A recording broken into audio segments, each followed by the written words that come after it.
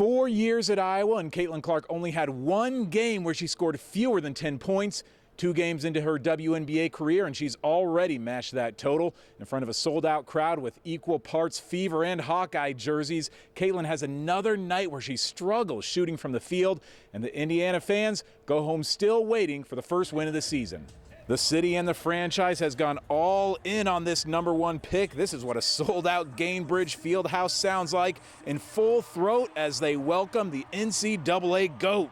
22, Caitlin Clark.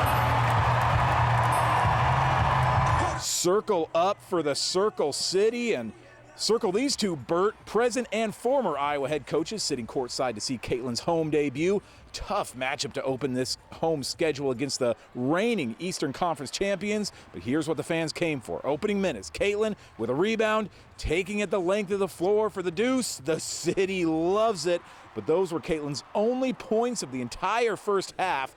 0 for 4 on three-pointers in the opening 2 frames. The ball was just not dropping against this talented Liberty defense, trying to find some rhythm with these new teammates to last year's #1 pick, Aaliyah Boston in the post. The former Gamecock led the Fever with 12 points tonight, a 17-point deficit at halftime. The Fever were getting torched by the Liberty's reigning league MVP, Breanna Stewart, with 31 points. She was a machine at the Fieldhouse. Fever trying to play catch-up in the fourth.